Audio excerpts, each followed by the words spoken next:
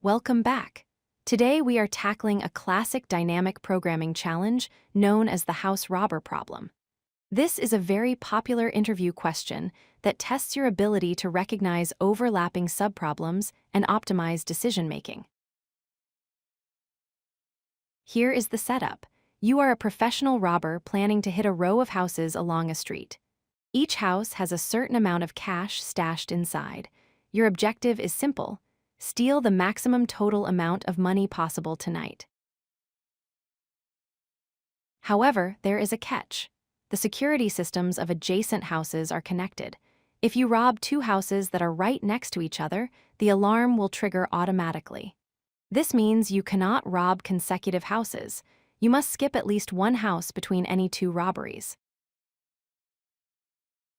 Let's look at an example with 5 houses containing $2, $7, $9, $3, and $1 respectively.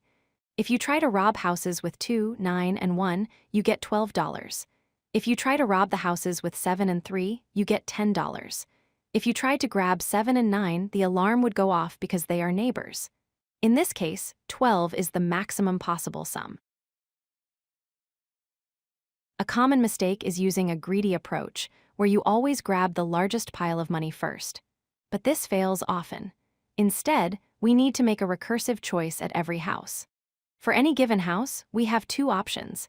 Either we rob it and add its value to the maximum loot from 2 houses back, or we skip it and keep the maximum loot we had up to the previous house. We can express this mathematically. The function rob of I equals the maximum of 2 values. Option 1 is the money in the current house, I plus the result of rob I minus 2. Option 2 is simply the result of rob I minus 1. This recurrence relation is the heart of our solution. Let's solve this using a bottom-up dynamic programming approach to avoid recalculating the same values. We build a table. At index 0, we take 2. At index 1, the max is 7. At index 2, we compare taking 9 plus 2, which is 11, versus keeping 7. 11 is bigger. We continue this logic to fill the array, ensuring we always have the optimal solution up to that point. Here is the implementation in Python. First, we handle edge cases like an empty list or a single house. Then, we initialize our DP table.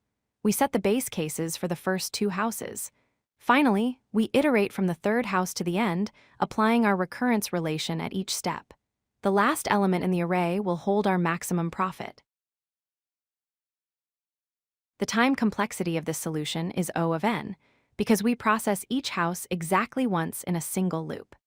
The space complexity is O of n if we use an array to store all results, but it can be optimized to O of 1 by just storing the previous 2 values in variables. To wrap up, remember the key takeaways. The constraint of non-adjacent houses forces us to choose between the current house plus the loot from 2 steps back, or skipping the current house to keep the previous maximum. By storing these results in a table, we solve the problem efficiently in linear time. Thanks for watching, and happy coding. If you like this video, hit that like button and don't forget to subscribe. Visit codelucky.com for more such useful content.